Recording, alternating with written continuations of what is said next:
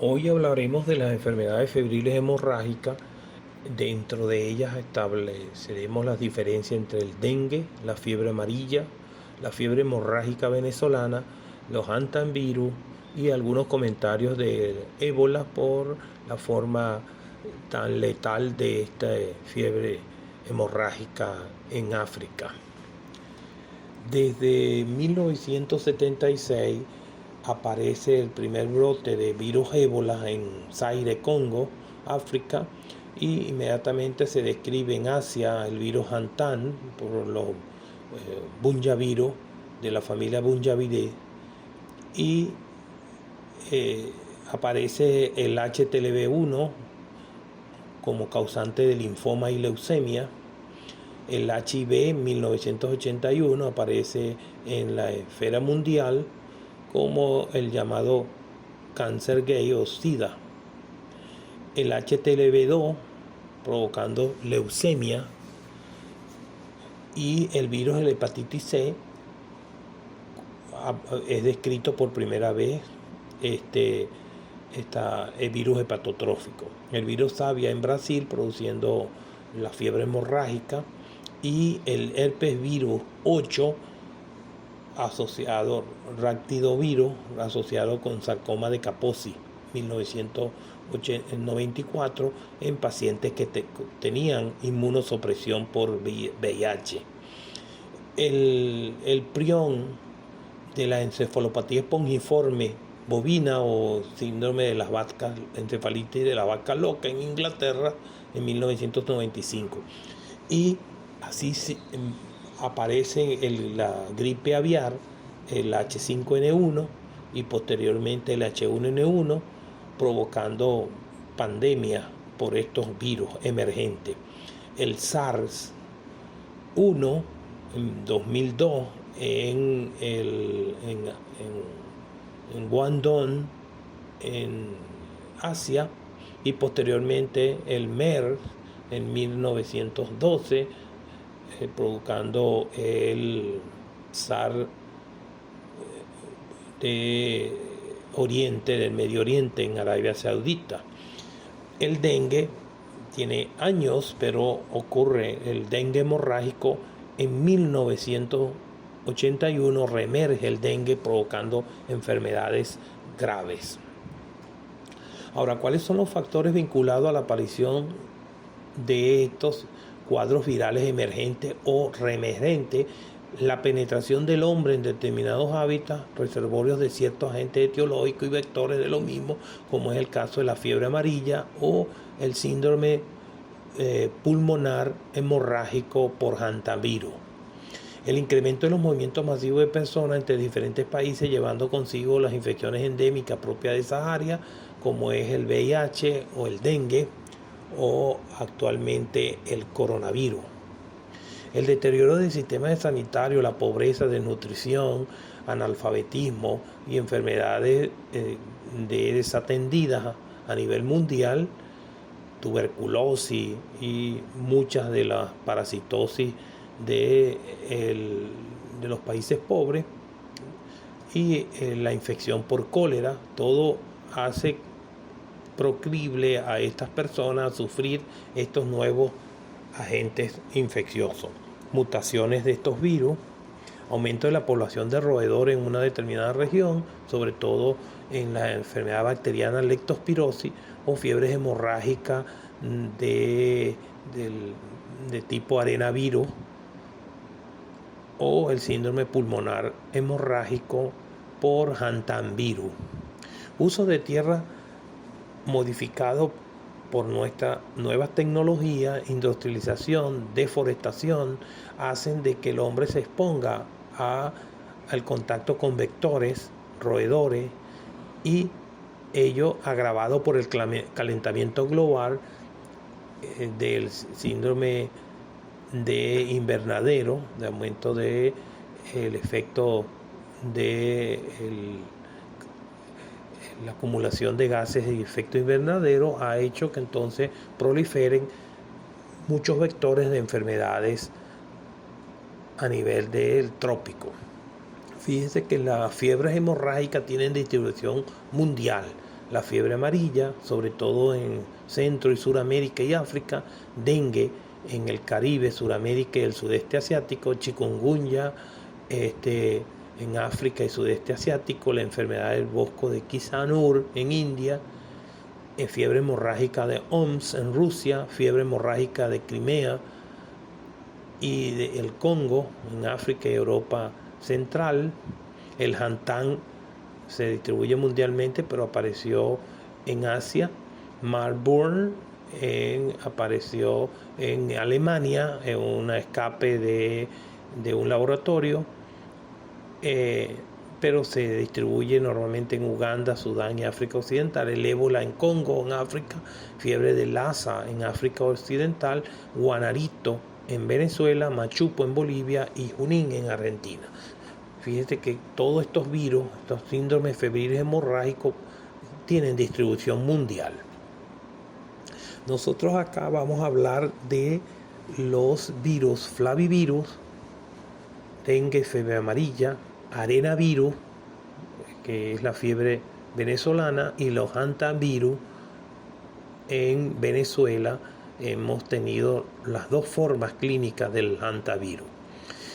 En general es una forma que la epidemiología mundial permite alertar a los médicos cuando se presenta un síndrome de febril hemorrágico, pensar en estas diferentes enfermedades para el alerta epidemiológica temprana y el cerco epidemiológico de estas enfermedades. Se caracteriza el síndrome entonces con un cuadro de cefalea, fiebre, manifestaciones hemorrágicas, postración, en algunos casos avanza al shock y muerte.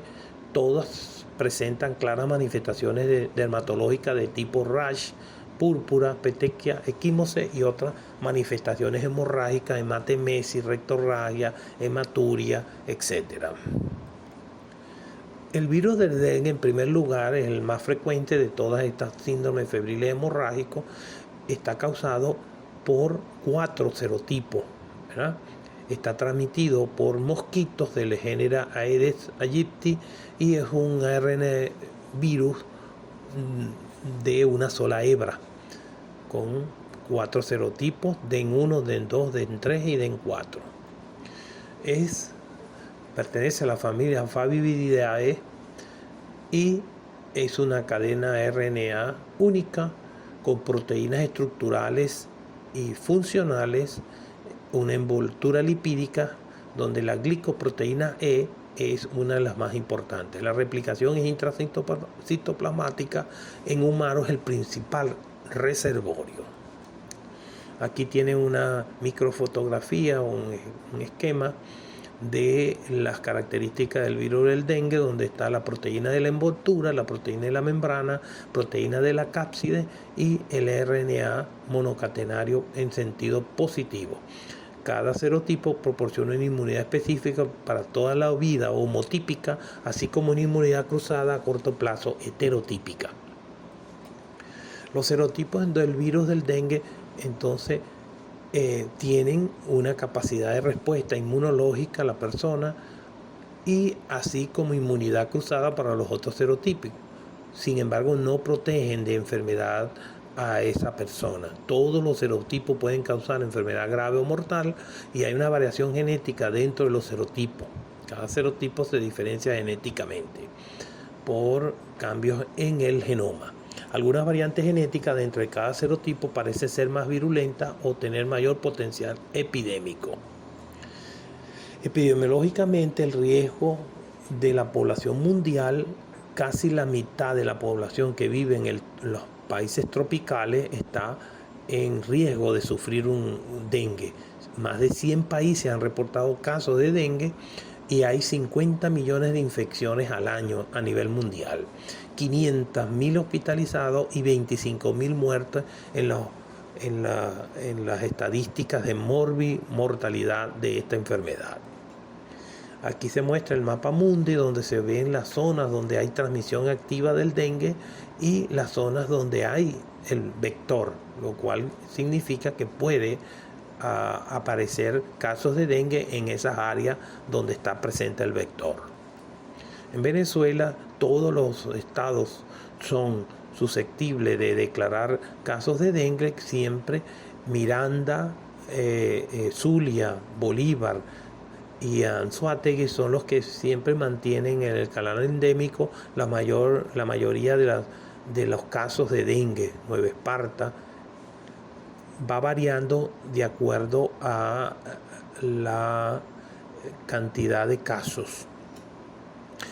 Es una enfermedad metaxénica, es decir, es transmitida por vectores, donde el principal es el Aedes aegypti, el pata blanca.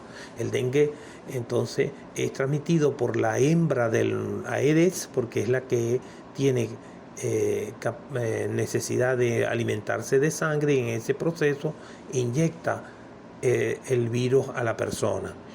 Se alimenta principalmente durante el día, en el crepúsculo o al amanecer, y vive cerca de las viviendas de la Aedes aegypti. Pone los huevos y produce larvas, preferentemente en recipientes con agua limpia. De manera pues que ese es una forma de mantener el ciclo, el índice aédico en las casas. Los cacharros llenos de agua, los recipientes llenos de agua. El mosquito Aedes aegypti, ahí se muestra la característica pata blanca, ¿verdad?, que lo reconoce uno en sus hogares. Sin embargo, existe otro Aedes, que es el albopictus o mosquito tigre, el cual se encuentra más en áreas rurales, altamente susceptibles de ser infectados por el virus del dengue. Se alimenta preferencialmente de sangre. La hembra, picadura casi imperceptible, y puede picar a varias personas en corto tiempo en zonas urbanas, y se distribuye hasta 1800 metros sobre el nivel del mar. El Aedes se reproduce, como decíamos, en aguas limpias.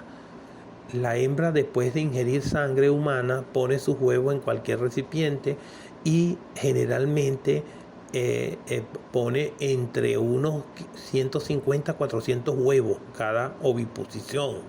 Esos huevos en 2-3 días se hacen larvas, y de cada huevo, de manera que en una semana ya se han transformado en pupa, y los zancudos jóvenes van a aparecer al 10º día. De manera pues que en 10 días ya usted tiene casi 400 nuevos Aedes aegypti, después de una oposición de una hembra.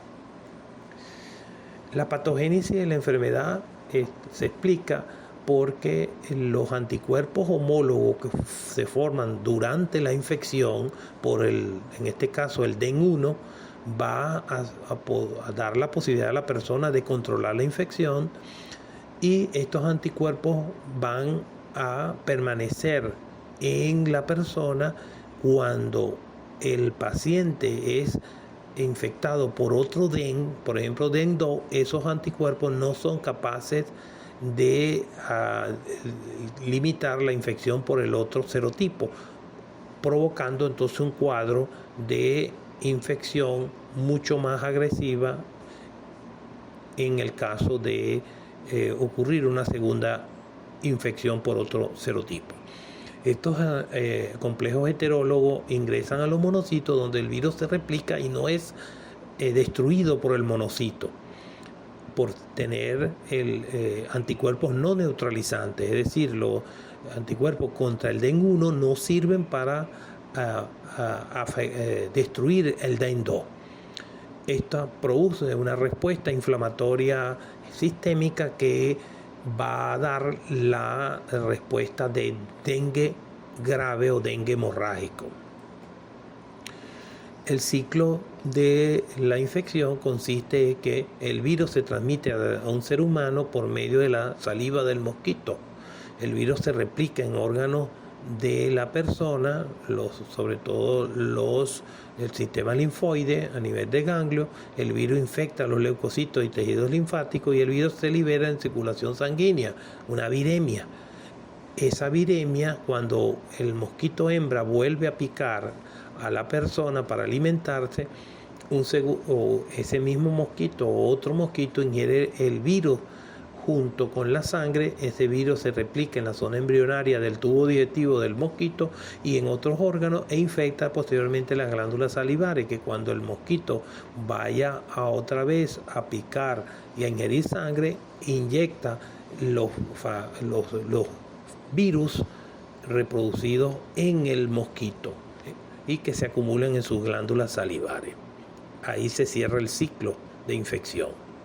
La hipótesis sobre la patogénesis del dengue hemorrágico está explicado por una infección subsiguiente a un serotipo diferente con anticuerpos persistentes heterólogos. Fueron complejos con el nuevo serotipo del virus infectante, pero no lo neutralizan ni lo destruyen y genera una respuesta inflamatoria anárquica exagerada que lleva al final el dengue hemorrágico. Los monocitos infectados liberan mediadores vasoactivos produciendo un aumento de la permeabilidad vascular, manifestaciones hemorrágicas por fuga capilar a nivel del endotelio, y lo cual produzca la manifestación de dengue hemorrágico. La fuga capilar produce el shock dengue y falla multiorgánica que a la postre puede llevar a la muerte de la persona. En relación a la fisiopatología, el virus con su glicoproteína E, importante estructura superficial, interacciona con el heparansulfato de la mayoría de las células, la membrana de estas células, sobre todo el sistema mononuclear fagocitario.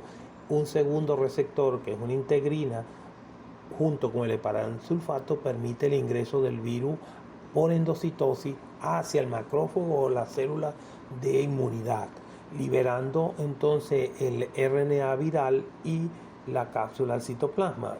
Y el virus utiliza la maquinaria celular del monocito para reproducir miles y millones de copias, provocando entonces la viremia en estos pacientes que el monocito no logra destruirlo. De manera pues que la infección primaria por el DEN, en este caso 1, genera anticuerpos a los 7-8 días contra este DEN 1. Esto logra a través de la inmunidad neutralizar el virus. Los anticuerpos circulantes quedan como memoria inmunológica, igual que los linfocitos T. Cuando llega un DEN 2, por ejemplo, en otro ataque por otro mosquito que introduce el DEN 2, estos anticuerpos contra el serotipo 1 se dirigen contra el serotipo 2, sin embargo no lo neutralizan. El virus entonces DEN 2 es capaz de ingresar al monocito y penetrar masivamente en el monocito y replicarse miles de viriones que a la final destruyen el macrófago, y no es contenida la infección por el DEN 2, lo cual provoca una serie de liberaciones de factores inflamatorios por los linfocitos del sistema macrofagocitario y que lleva a la coagulación intravalvular diseminada, al shock dengue, a la falla multiorgánica y finalmente a la muerte de la persona. De manera que aquí se muestra los conceptos actuales de la infección dengue grave por los diferentes serotipos. La situación clara es una alteración de la respuesta inmunológica que se vuelve desregulada, anárquica, y una cascada inflamatoria que va a lesionar los endotelios, sobre todo el glicocálice, que es una estructura endotelial que no permite la interacción del sistema contra el endotelio y el subendotelio. Esta pérdida del glicocálice y de la barrera endotelial provoca entonces una respuesta sistémica inflamatoria que genera finalmente el daño progresivo o dengue grave o shock dengue. Las manifestaciones clínicas del dengue y del dengue hemorrágico van a estar expresadas según la intensidad de la respuesta inmunológica. En este caso se muestra una evolución de la enfermedad. Fíjense que inicialmente en la fase febril o virémica hay un aumento importante de temperatura de 40, 39, 40 de temperatura, 2-3 días el paciente está altamente febril, continuo, se deshidrata, hay cambios en el laboratorio, como es que las plaquetas comienzan a descender y el hematocrito comienza a aumentar por fuga capilar. Entre el tercero y el sexto día, en la mayoría de los casos, puede haber una shock y hemorragia en estos pacientes por la alteración del endotelio. Allí también se produce falla multiorgánica y si el paciente logra contrarrestar la infección, las plaquetas van a comenzar a aumentar. Después del séptimo día empieza a aumentar las plaquetas y el hematocrito a disminuir en la medida que disminuye la fuga capilar. La fiebre va desapareciendo y el paciente, todo el líquido que se había fugado comienza a reabsorberse y el paciente empieza a mejorar. La respuesta inmunológica va después del séptimo día, comienza a poder mostrar la respuesta de anticuerpos. Es decir, que el dengue block, que es una prueba diagnóstica, aparece positiva después de la semana, en la fase de recuperación de la enfermedad. De manera que el dengue, según la clasificación de la Organización Mundial de la Salud, debe de estadificarse en dengue con señales de alarma y dengue grave. El dengue clásico, fiebre, malestar, dolor de cabeza, exantema, es una forma no grave y esa puede ser manejada en forma ambulatoria. La forma con señales de alarma, que tiene criterios de que hay evidencia de gravedad, debe de mantenerse hospitalizado. El paciente con dengue, los signos de alarma son dolor abdominal intenso que no calma, vómitos persistentes, acumulación clínica de líquido, el paciente comienza a hincharse, sangrado en mucosa, puede tener trastornos neurológicos, somnolencia, letargia y aparece hepatomegalia. La hepatomegalia es un signo de mal pronóstico en el dengue. En el laboratorio se observa aumento progresivo del hematocrito en la medida que se fuga el plasma y una disminución del conteo de plaquetas. Esos son dos signos de alerta de que el dengue no va bien y que requiere estricta observación e intervención médica. Cuando tenemos un dengue grave, cuando tenemos fuga capilar importante, hemorragia grave, hemorragia pulmonar, hemorragia digestiva superior, hematemesis, rectorragia y con compromiso de funcionalismo de órganos. El paciente está hipotenso, frío, con signos de shock y comienza a tener falla respiratoria por compromiso a nivel pulmonar. El compromiso orgánico grave se muestra también con falla hepática, con transaminasas o aminotransferasa mayor de 1000. Sistema nervioso, el paciente puede tener coma, convulsión y el paciente puede también presentar fallo cardíaco por ataque del virus del dengue al corazón.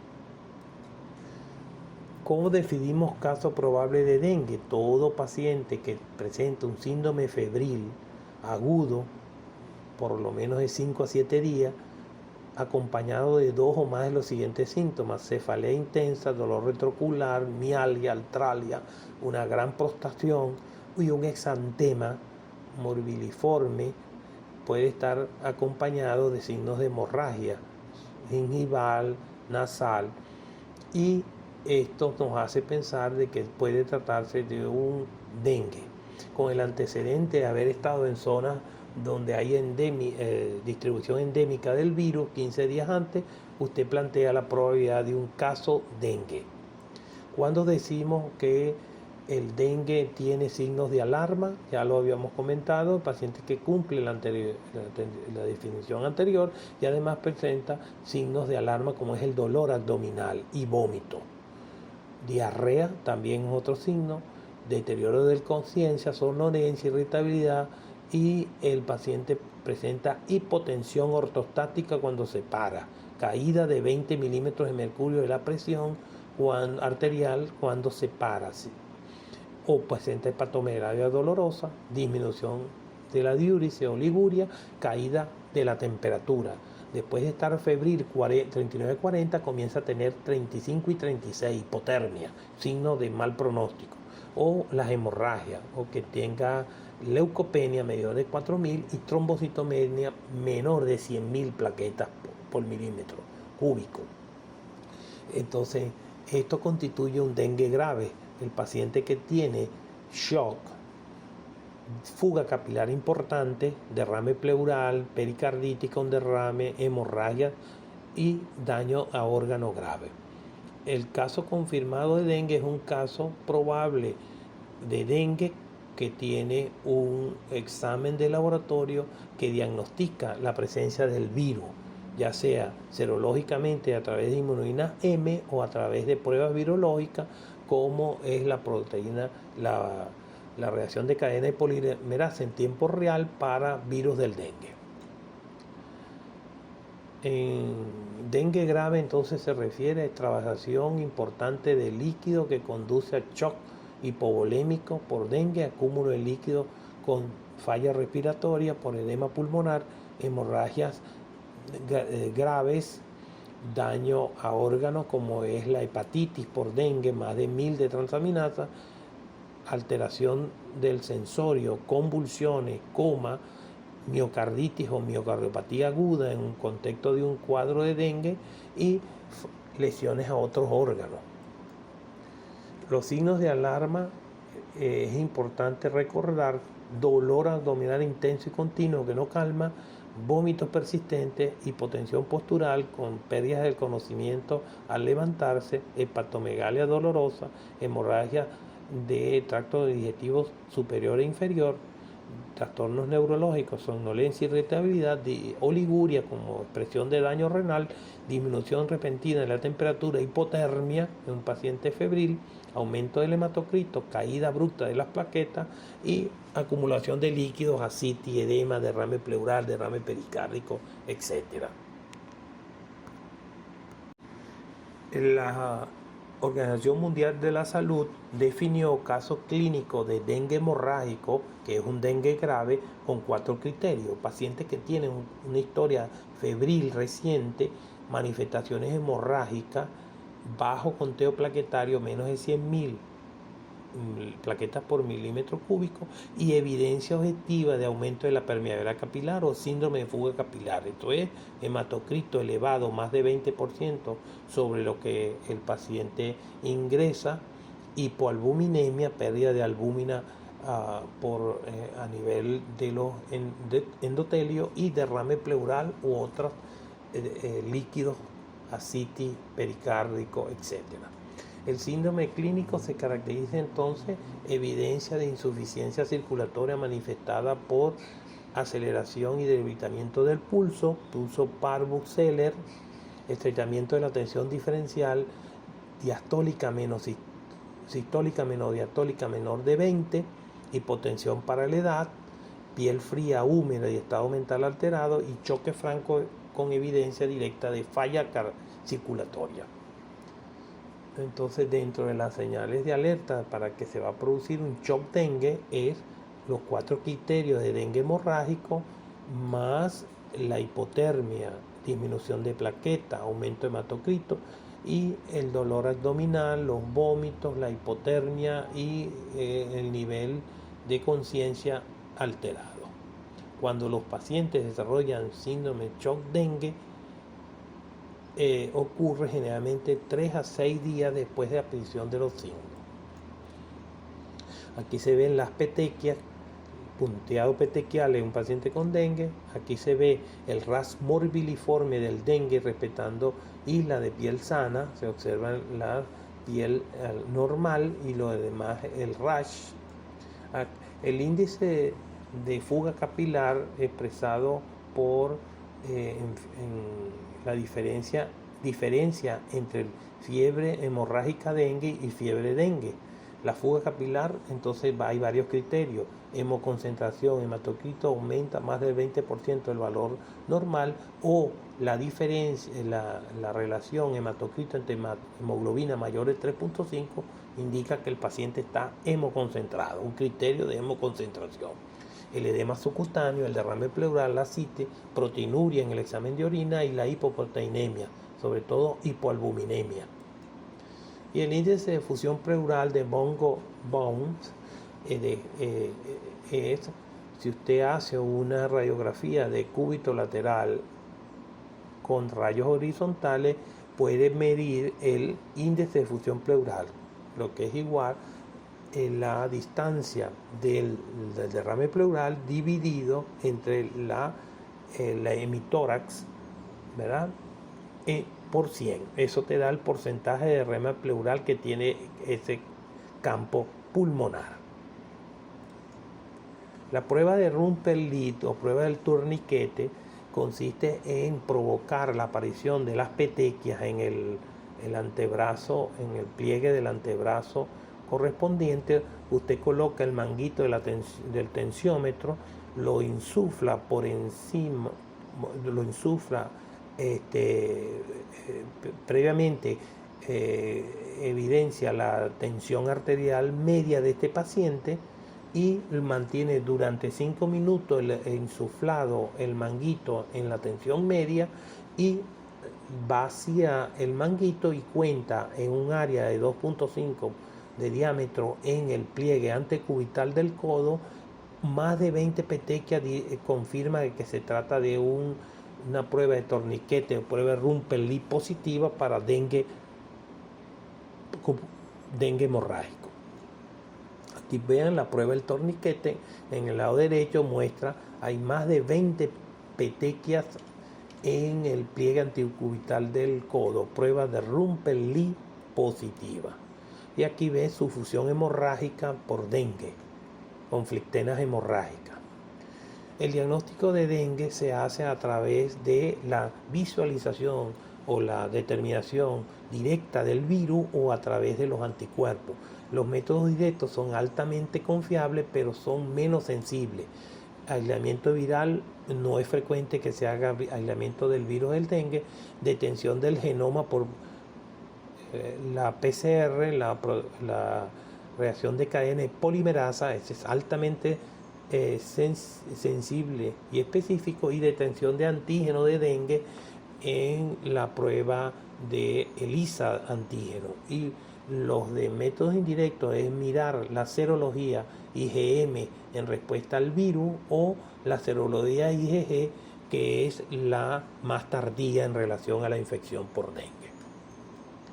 Las pruebas de laboratorio entonces son pruebas clínicas, examen de sangre, leucocitos, plaqueta, albúmina, prueba de función hepática, orina para ver si hay proteinuria o hematuria, y la prueba específica ya sea elemento viral o serología dengue blood.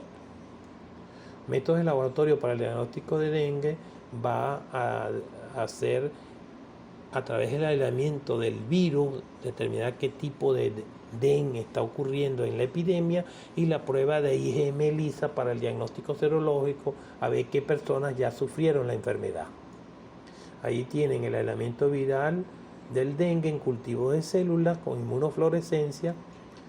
Y recuérdese que dentro del contexto de los síndromes virales hemorrágicos, febriles hemorrágicos, existen otras enfermedades que no son causadas por estos virus, que simulan un cuadro febril hemorrágico. Puede ser la influenza, los virus de sarampión, mononucleosis infecciosa, VIH, enfermedades de erupción cutánea, rubiola, sarampión, fiebre escarlatina, meningococcemia, fiebre chikungunya, toxicodermia, rickettsiosis, ehrlichiosis, y enfermedades con cuadros diarreicos, la rotavirus y otras infecciones entéricas, salmonela, etc. Enfermedades con manifestaciones neurológicas, meningoencefalitis, convulsiones febriles en los niños menores de 5 años. El tratamiento del dengue va a ser en base al grado de compromiso que tiene el paciente. Hay un grupo de pacientes que son de manejo ambulatorio. Cuando el dengue es clásico, solo manifiesta el cuadro febril, cefalea, dolores, mialgia, pero no hay signos de alarma. Ahí es rehidratación oral en su casa, 2 litros diarios, antipirético tipo acetaminofén, control médico a las 48 horas, ya sea telefónico, y explicar al paciente los signos de alarma para que esté atento, si aparecen, avisarle al médico. Y estos pacientes deben de dormir con toldo, con mosquitero, para evitar que toda la familia convivientes en la casa sufran dengue. Otro grupo de pacientes que son los que requieren hospitalización, que ya hay signos de alarma, que tienen comorbilidades como diabetes, hipertensión, que tienen enfermedad renal, que tienen pacientes que tienen cardiopatía, evóticos, menores de 5 años o mayores de 65 años, las embarazadas o los que no tienen seguridad social, es decir, que son personas indigentes o que no tienen quien los cuide. Esos pacientes tienen que hospitalizarse. Ahora, el tratamiento de estos pacientes que se van a hospitalizar, si no tienen signos de alarma, bueno, la hidratación es importante. Si tolera la vía oral, iniciar la vía oral, pero si no tolera, pues tienen vómito, entonces se le da cristaloide. El principal es el Ringer lactato o Ringer simple, 2 a 3 mililitros por kilo. Y aislamiento del mosquito, deben mantenerse hospitalizados bajo mosquitero, estar pendiente de la parte sintomática del paciente y mantener al paciente bajo vigilancia, control de signos vitales, balance hídrico, hacerle hematología diaria y hasta que ceda la fiebre. Ahora, si el paciente tiene signos de alarma, allí la hidratación endovenoso es formal, salina o Ringer lactato, hacerle expansión salina de 10 a 15 cc por kilo en 1 hora. Si persisten los signos de alarma, repetir 1 o 2 veces más la expansión salina. Si no hay mejoría de los signos de alarma y el hematocrito aumenta, baja el hematocrito, que es signo de que puede estar sangrando, estar pendiente para hacerle transfusión a estos pacientes. El paciente, si hay empeoramiento de los signos vitales y un aumento del hematocrito, se maneja como dengue grave. Si hay empeoramiento y el hematocrito desciende bruscamente, considerar una hemorragia interna y preparar para la transfusión. El paciente se hace seguimiento durante unas 48 a 72 horas. A través del laboratorio se va evaluando la función hepática, las pruebas de coagulación, etcétera, hasta que ceda el proceso febril. En el caso que el paciente tenga un shock dengue, esté hipotenso, con presión arterial convergente, es decir, que la sistólica menos la diastólica es menos de 20, extremidades frías y cianóticas, pulso rápido y fino, llenado capilar lento, más de 3 segundos, ese paciente tiene que ser ingresado a cuidados intensivos para poder manejar la condición grave que tiene el paciente.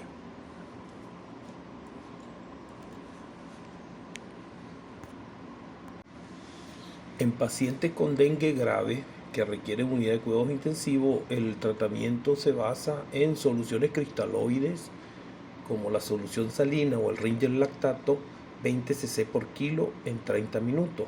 Se va evaluando. Si los signos mejoran, se reduce a una hidratación 10 mililitros por kilo por hora. Si sigue la mejoría de los signos del shock, se reduce el goteo progresivamente, 5 cc por kilo por hora. Ahora, si el paciente no mejora y el hematocrito sigue alto, se repite expansión salina con 20 mililitros por kilo de peso en 30 minutos. Y se sigue el esquema de hidratación en relación a la respuesta.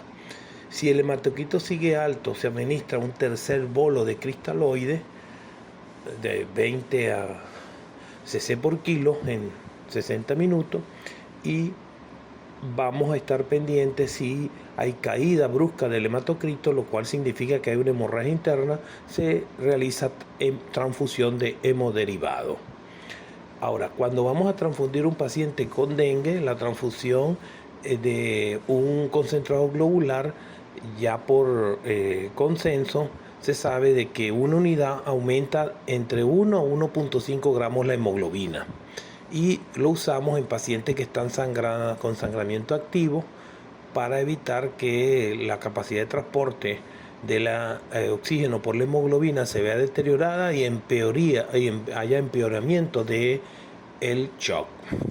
Ahora, cuando transfundimos plasma fresco congelado en el dengue, existen dos indicaciones terapéuticas e indicaciones profilácticas.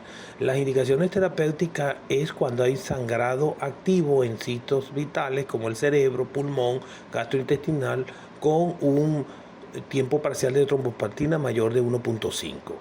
Ahora, las indicaciones profilaxis, es decir, que no, sin sangrado tenemos que transfundir cuando haya una hemoconcentración progresiva, el PTT aumente, esté mayor de 2, la relación paciente control, y el fibrinógeno esté menos de 100 miligramos por decilitro, y se calcula a una 10 a 15 mililitros por kilo de plasma fresco congelado.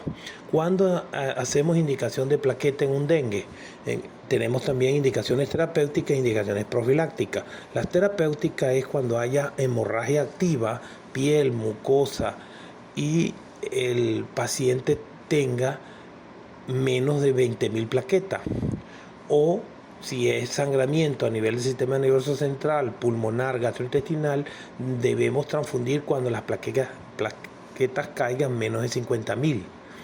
Las indicaciones profilácticas en todo paciente dengue, pero que no tiene sangrado, es plaqueta menos de 10.000 plaquetas por milímetro cúbico, especialmente si la evolución del dengue se sugiere que puede continuar descendiendo. Por ejemplo, el paciente febril, continúa febril, y la dosis es 1 unidad por cada 10 kilos de peso de concentrado plaquetario. Debe hacerse un recuento plaquetario cada 12 horas y reconsiderar la indicación. Por lo general, mayor descenso se observa en el dengue cuando el paciente tiene caída de la fiebre, es decir, desaparece la fiebre o aparece la hipotermia. Allí es donde observamos mayores descensos del nivel plaquetario. En relación a la vacuna contra el dengue, todavía no existe la vacuna, aunque hay varios ensayos clínicos en fase 3 donde se están usando vacunas tetravalente atenuada. Virus del dengue atenuado es la vacuna Chimerimab y la Dengvaxia. Esas son las dos vacunas que están ahorita en prueba. No se dispondrá de una vacuna efectiva y segura y económica en un futuro inmediato. Sin embargo, ya se está utilizando en varios países, sobre todo el África, donde se está probando la efectividad de esta vacuna. Para ello, en vista de que no contamos con vacuna ni un tratamiento específico, los métodos del control del vector o el control químico del vector es uno de los métodos que más usamos. Se puede usar larvicida para matar las etapas acuáticas del Aedes aegypti. Fumigación de volumen ultra bajo no es eficaz contra los mosquitos adultos, de manera que cuando se hace fumigación en ambiente, vista de la toxicidad de estos insecticidas, es muy poco efectivo cuando se recurre a este método de control. Los mosquitos pueden desarrollar resistencia a rocíos comerciales de estos insecticidas, como pasó con el DDT. Ahora estamos usando otros insecticidas diferentes a los órganos clorados, porque los efectos tóxicos en el medio ambiente y la resistencia de los vectores al DDT, a los órganos clorados. Por lo tanto, ahora se están planteando métodos de control de vector biológico y a nivel ambiental. El control biológico es en gran medida experimental. Hay varias opciones. Actualmente se prueba el uso en los criaderos de peces para que se coman las larvas del Aedes aegypti. Ese es el Poecilia reticulata, y infectar la otra forma de control biológico es infectar Aedes hembra con bacteria Golbacha, que es un simbionte que esteriliza los ovarios del vector. Últimamente se ha probado con mosquitos machos transgénicos, es el mosquito llamado mosquito del bien, tecnología OX 513A, desarrollada por la Universidad de Oxford, Inglaterra. Modificación de 2 genes en el DNA del mosquito impide la producción de una proteína específica imprescindible para que la larva alcance la edad adulta. Por lo tanto, la madurez sexual de esta se ve impedida y así la reproducción de la siguiente generación de mosquitos. Ya se hizo una prueba en Brasil, en Sao Paulo, en Piracicaba, donde se liberaron millones de mosquitos transgénicos. Entonces, una prueba que tuvo el rechazo de la sociedad brasilera por los efectos a largo plazo que puede representar eliminar al medio ambiente mosquitos transgénicos. Esa es una práctica que vienen haciendo algunas universidades para tratar de disminuir el índice aédico en estas áreas pobres. El control ambiental, por otra parte, consiste en eliminación de hábitats larvarios, descacharrización de las áreas, quitar todos los cacharros que pueden recibir agua de lluvia y transformarse en criaderos de las larvas de la Aedes. El método que más probablemente sea eficaz a largo plazo es tratar de evitar la reproducción de los Aedes aegypti en las comunidades. Otra forma de luchar contra el dengue es colocar barreras contra los mosquitos. Solo son necesarias hasta que baje la fiebre para evitar que los mosquitos Aedes aegypti piquen a los pacientes y adquieran el virus.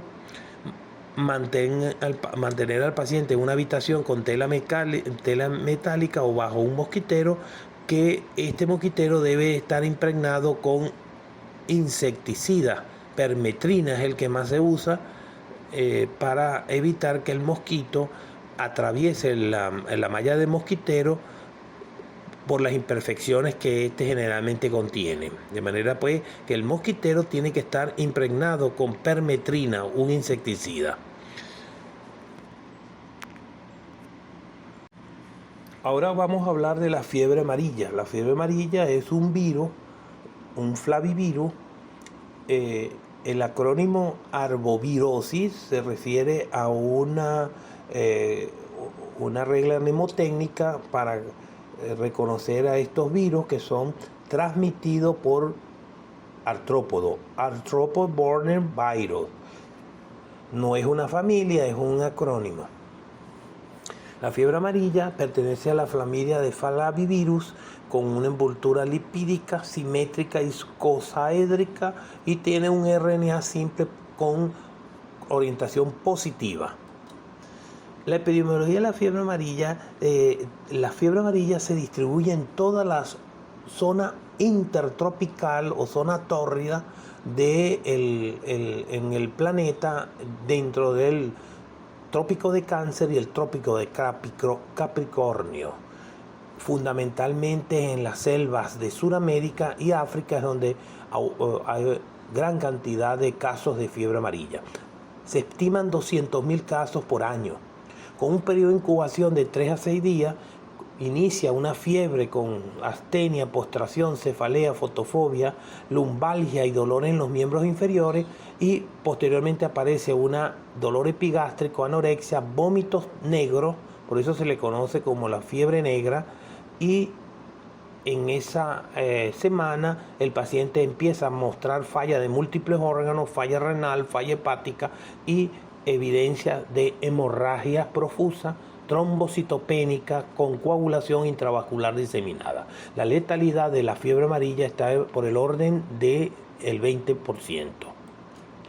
Dos patrones hay de fiebre amarilla. Hay la fiebre amarilla selvática en estas selvas amazónicas o del África, donde el vector es el amagogo o sabetes, vive en las copas de los árboles, el dosel del árbol, ahí está el amagogo, y los monos araguatos son los reservorios allí.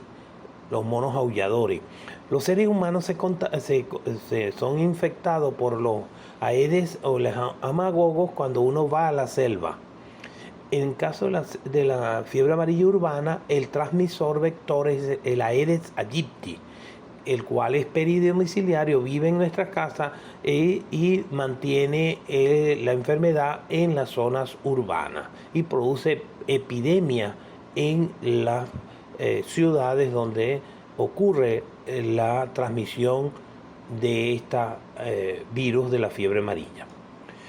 Entonces, el virus es el mismo, pero tiene dos vectores: el amagogo en la selva y el Aedes aegypti en la urbana. Dependiendo cuando ocurre la transmisión, tenemos entonces esas dos formas clínicas, urbana y selvática. La fiebre amarilla, como decía, es un periodo de incubación corto, 3 a 6 días. El órgano o los órganos blancos de ataque es el hígado, el riñón, el tracto gastrointestinal, y la transmisión es vectorial, es una enfermedad metaxénica transmitida por el Aedes aegypti. A nivel mundial, los continentes que mayor caso aportan de fiebre amarilla, zona endémica, es el América del Sur, fundamentalmente Venezuela, Colombia, Brasil, las Guyanas, Bolivia, Perú y Ecuador, y en África, todo el África septentrional, subsahariana, toda está los múltiples casos de fiebre amarilla. Entonces, el ciclo selvático está mantenido por el amagogo. El mamífero que no está infectado, como son los monos araguatos, son picados por el amagogo y en caso que esté infectado, el amagogo le transmite el virus y el hombre se infecta cuando entra accidentalmente a la selva.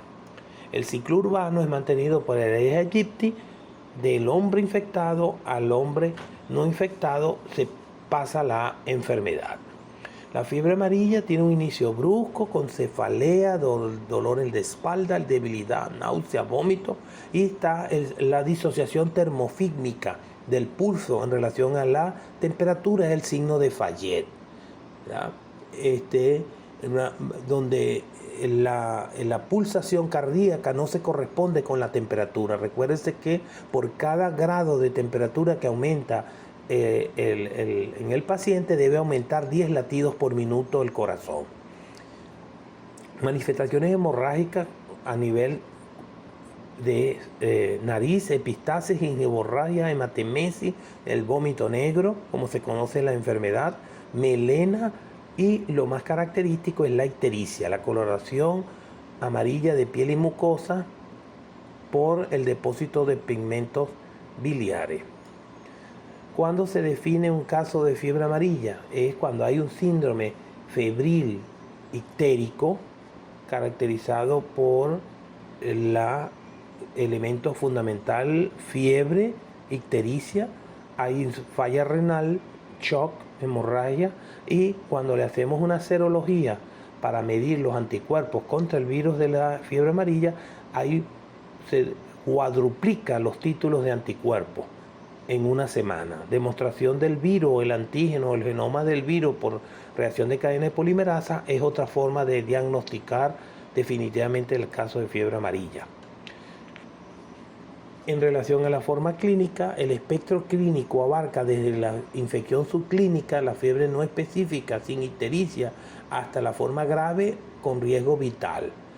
Luego de que un individuo es picado por una mosquita hembra que está infectada con el virus, después de un periodo de incubación de 3 a 6 días, la mayoría de las personas desarrollan una forma leve caracterizada por fiebre, malestar, cefalea, fotofobia, dolor lumbosacro y de las extremidades inferiores, mialgia, anorexia, náusea, vómito y mareo. Y la duración de este cuadro es de 1 a 3 días. Alrededor del 15% de estos pacientes desarrollan una forma grave consistente en dos fases: una fase aguda de fiebre que remite en 24 a 48 horas, seguida de una fase tóxica final con complicaciones renales, cardíacas, hepáticas y falla multiorgánica que lleva a la muerte. El 15% de estos pacientes desarrollan la forma grave, consiste en esta fase aguda febril, una remisión corta de 24 a 48 horas para aparecer la fase tóxica final, con retorno a la fiebre, ictericia, sangramiento, falla renal, falla hepática, falla cardiovascular y la muerte. Los signos ominosos de mal pronóstico, es decir, cuando están presentes, indican que es una forma grave de fiebre amarilla, es la anuria, el shock, la hipotermia, la agitación psicomotriz, la convulsión y el coma, y los pacientes pueden desarrollar hipoglicemia por necrosis hepática, hipercalemia por falla renal y acidosis metabólica, anión GAD elevado. En relación al tratamiento, como todo virus no tiene tratamiento, de manera que la lucha es a través de la vacuna antiamarílica. Se usan virus vivos atenuados del virus de la fiebre amarilla a partir de la cepa 17D desarrollada en embrión de pollo. En Estados Unidos y Australia se ha usado otra variante, la 204 y 17DD en Brasil. La homología con el virus de la fiebre amarilla es 99.9%. Se debe conservar la cadena de frío entre 2 a 8 grados. La vacuna reconstituida no puede ser usada más de una hora y debe ser eliminada. Si no, se vacunan una vez que ha sido reconstituida, en una hora hay que colocarla. Contraindicación de la vacuna 17D es reacciones adversas en el menos del 5%, que es fiebre, dolor de cabeza, mialgia, una vez que se pone la vacuna. En menores de 6 meses está contraindicada, en embarazadas también, en pacientes inmunosuprimidos con HIV, leucemia, linfoma, cáncer, y no pueden recibir esta vacuna. Recuérdense que este es virus vivos atenuado. Y en pacientes que tienen alergia al huevo, como la vacuna se producen en el huevo, en la parte constituyente del huevo, entonces si es alérgico no puede usar la vacuna antiamarílica. Ahora comentaremos la fiebre hemorrágica transmitida por roedores. Este es el llamado acrónimo ROBOvirus, ¿verdad? Roeder-Borne Virus. Ellos son arenavirus de la familia arenavirus y de los hantavirus. Estas son infecciones causadas por transmitidas por estos ratones, y una de las enfermedades características es la fiebre venezolana de Guanarito, descrita en Guanarito por primera vez. El vector transmisor de la fiebre de este virus, de esta arenavirus, es el Zygodontomys brevicauda. Es un roedor pequeño con la cola corta. De allí la palabra brevicauda. El virus de Guanarito es un arenavirus transmitido por estos ratones de la caña de azúcar, Zygodontomys brevicauda, de los llanos centro-occidentales de Venezuela. La transmisión al hombre por exposición de las secreciones y las excreciones, orina, heces, saliva y sangre de estos roedores infectados, por aerosolización, mordeduras y escoraciones de la piel en los trabajadores del campo. Desde 1989 se describe por primera vez en Guanarito esta fiebre hemorrágica. Hasta 2010 se han registrado más de 1.576 casos con 392 muertes, con una letalidad del 30%. Edades son personas del sexo masculino que trabajan en los campos de 15 a 49 años, agricultores en su mayoría. El virus de Guanarito, que produce la fiebre hemorrágica venezolana, es una enfermedad febril que ocasiona, igual que el dengue, igual que la fiebre amarilla, dolor de cabeza, malestar general, dolores articulares, dolores musculares, y puede acompañarse de manifestaciones hemorrágicas. El agente causal fue descrito en 1989 como el virus denominado arenavirus de Guanarito, descubierto en 1990 por un equipo multidisciplinario del Instituto Nacional Rangel de Higiene Rafael Rangel y de la Epidemiología Regional del Estado Portuguesa y la Universidad de Yale norteamericana. El reservorio natural es el ratón de la caña de azúcar Zygodontomys brevicauda, y se establece una infección crónica de por vida durante la cual libera al ambiente el virus a través de la orina, heces y saliva en este ratón. El virus de Guanarito pertenece a la familia Arenaviridae, género arenavirus, perteneciente al complejo de virus del Nuevo Mundo, Taca Caribe, grupo B, Este virus del Nuevo Mundo comprende varios grupos A, B y C. El guanarito pertenece al grupo B. El grupo B incluye varios virus que producen enfermedad hemorrágica en el ser humano, como es machupo en Bolivia, junín en Argentina, savia en Brasil y guanarito en Venezuela. La distribución y áreas en riesgo para fiebre hemorrágica venezolana por este arenavirus es todos los llanos centro-occidentales, incluyendo Guanare, Portuguesa, Guárico, Avarinas y Apure. Esas son las zonas donde se mantiene endémicamente este virus de fiebre hemorrágica venezolana.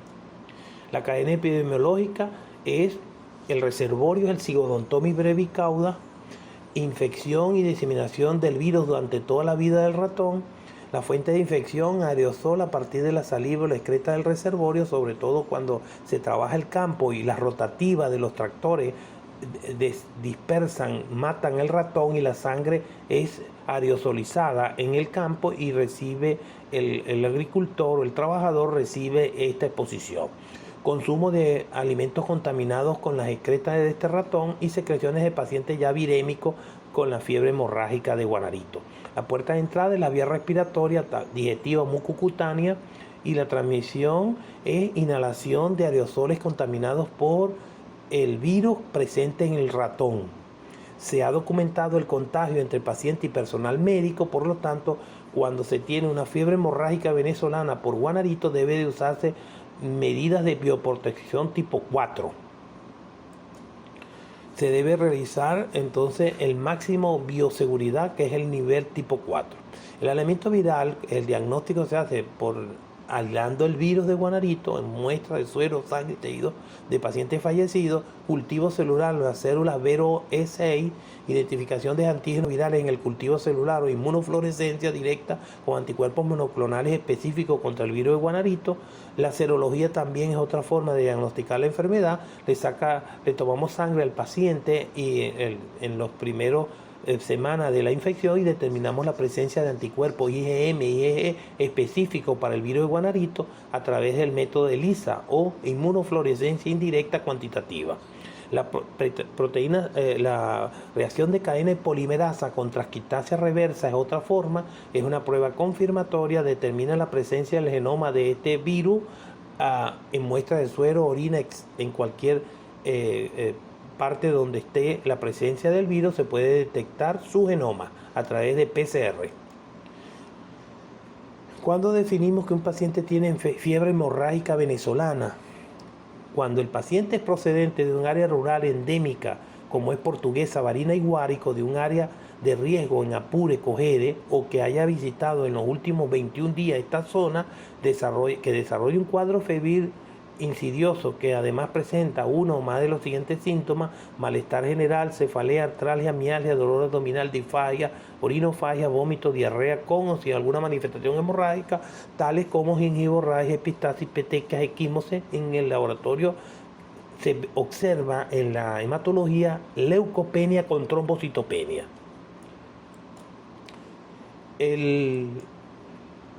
¿Cómo hacemos para evitar contaminarnos el equipo de salud, médico y personal sanitario? Para minimizar la exposición a roedores salvajes y sus excretas, debemos tratar de eliminar estos roedores de la casa y los lugares de trabajo con trampas para ratón. Prevenir el acceso de los roedores a las casas y el sitio de trabajo, eliminar las fuentes de alimento y abrigo dentro de nuestra casa, limpiar y desinfectar las viviendas usando protección personal apropiada, evitar la exposición a los roedores en lugares de recreación y no exponerse al polvo, aerosoles en casas abandonadas. El manejo de paciente y muestra, uso de barreras de protección como lentes de seguridad, guantes, mascarilla, batas, botas desechables, es decir, bioseguridad tipo 4. Los pacientes deben ser aislados y deben ser manejados por personal especializado por la alta infecciosidad de estos casos. La fiebre hemorrágica por virus Hantan, estos son otros virus que, aunque son transmitidos por roedores, no son de la misma familia de los arenavirus, son los bunyavirus. Los bunyavirus por primera vez fue descrito en el Asia el hantavirus, que produce dos tipos de cuadro clínico: la fiebre hemorrágica con síndrome renal, es decir, fallo renal, y en América se describe el síndrome pulmonar por hantavirus. El síndrome pulmonar por hantavirus es más común en países suramericanos: Argentina, Chile, Uruguay, Paraguay, Brasil, Bolivia, y en Venezuela hemos tenido casos de síndrome pulmonar por hantavirus. Actualmente se han reportado más de 250 casos en Sudamérica de virus hantam. El caso en Venezuela fue descrito por primera vez en el Caño Delgadito, cerca de Guanare, y el vector es el Cimodon alstoni, es otro ratón, el Cimodon alstoni, el que transmite esta Bunyavirus hantavirus. La población en riesgo es igualito que para el virus de Guanarito: trabajadores rurales, granjeros, las personas que limpian e ingresan a habitaciones cerradas con probabilidad de presencia de roedores como galpones, cabañas, graneros. Zonas de alta población de roedores ponen en riesgo a los trabajadores de sufrir una fiebre por hantavirus. El vector, a diferencia del virus de Guanarito, es el ratón del venado, el deer mouse, o el cotton rat, la rata del algodón. El hantavirus tiene una morfología y una estructura caracterizado por una envoltura con una cápside helicoidal. Es un RNA trisegmentado circular con dos proteínas superficies G1 y G2 de adherencia y fusión a la célula, y permite también que se comporte como antígeno neutralizante cuando hay anticuerpos contra estos antígenos de superficie 1 y G2. Los aspectos clínicos de la fiebre por hantavirus: produce un cuadro similar a dengue, fiebre amarilla o fiebre hemorrágica venezolana, con fiebre elevada, trombocitopenia, y la leucocitosis es común en este tipo de virus, a diferencia de los demás, que es leucopenia. La fiebre hemorrágica con síndrome renal es una forma grave que presenta una falla renal con lesión de la barrera de filtración, una proteinuria importante. Hay necrosis hemorrágica de la médula renal y fallo renal. Por otro lado, el síndrome pulmonar por hantavirus se presenta en derrame pleural bilateral, edema pulmonar, un distrés respiratorio, muy similar al del producido por el coronavirus. Las hemorragias son raras y no se observan lesiones necróticas y químicas. El síndrome pulmonar hemorrágico tiene una elevada tasa de letalidad, casi del 40-50%. Ahí tienen una radiografía de un distrés respiratorio producido por hantavirus. Finalmente, vamos a hablar del ébola. Desde 1976 se describe en África, en Congo, en el antiguo Zaire, un virus con una alta letalidad del 90%. El virus más letal que existe en nuestro mundo, en este momento. El virus del ébola tiene la mayor letalidad. Diezma poblaciones enteras de las villas y de los caseríos africanos. Solo se salva el 10% de la población cuando es atacado por el virus ébola. El virus ébola pertenece a la familia Filovire, género Filovirus, descrito en el Congo. Causa fiebre hemorrágica altamente letal, una infección muy grave con tasa de letalidad del 90%. Se cree que se origina en el África asociado con la manipulación de chimpancé y mono, gorila, y el murciélago de la fruta se cree el principal fuente de contagio. Los murciélagos de la fruta, frutícola, del género Theropodidae, es el que probablemente hace de reservorio y transmisor del ébola. La fiebre hemorrágica del ébola es una enfermedad vírica aguda grave caracterizada por fiebre, debilidad extrema, dolores de cabeza, odinofagia, vómito, diarrea, erupciones cutáneas, exantema hemorrágico, disfunción renal hepática y en algunos casos hemorragias internas que llevan a la muerte del paciente. La persona puede transmitir el virus si está presente en su sangre y sus secreciones. Variantes genéticas, tenemos 5 variantes del ébola.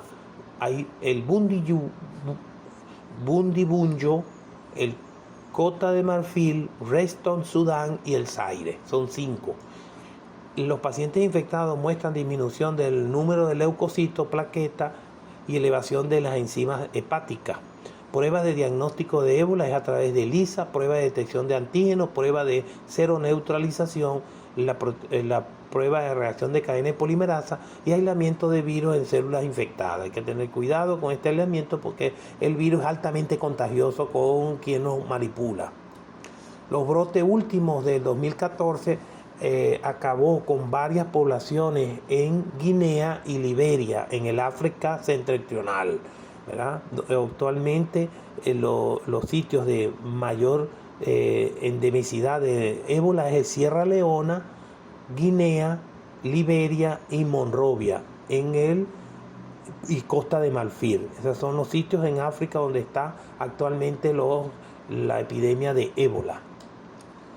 Finalmente, deben ustedes al enfrentarse al diagnóstico de síndrome febril hemorrágico plantear otras causas diferentes a lo que ya hemos conversado.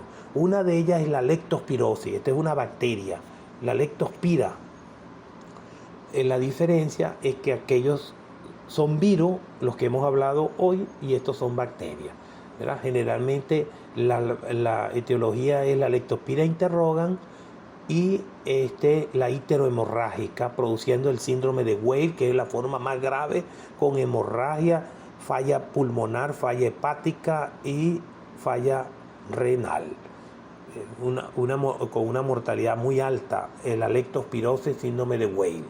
Es transmitida por las ratas, en caso de la icterohemorrágica, los cerdos, la pomona, el ganado bovino, los perros, la canícola, y los mapaches, la autumnalis. De manera que cuando se enfrenten a un síndrome febril hemorrágico o ictérico, ustedes tienen que plantear varias posibilidades diagnósticas, como es malaria, chikungunya, zika, dengue, leptospirosis, peste, tifus, o cuando tiene manifestaciones neurológicas, la oropuche y la fiebre mayaro. La característica de todos estos síndromes febriles tienen la fiebre como marcador, el exantema, las adenopatías y las artralgias, típico en el dengue. Sin embargo, chikungunya tiene, además de esto, edema y conjuntivitis. El paciente tiene conjuntivitis y edema. Igual pasa con el Zika, que tiene conjuntivitis y edema. La característica del exantema del Zika es que aparece con prurito junto con la fiebre.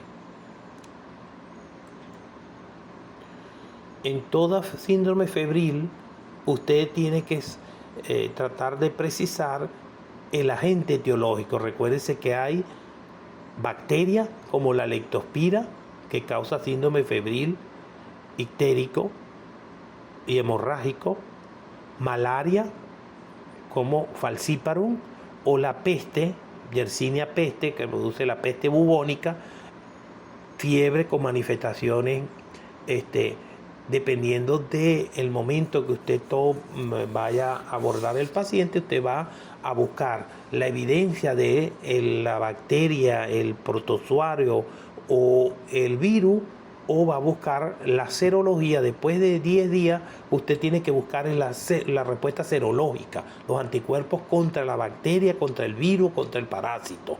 Es decir, hace los test de inmunoglobulina M y G para demostrar la presencia de la enfermedad.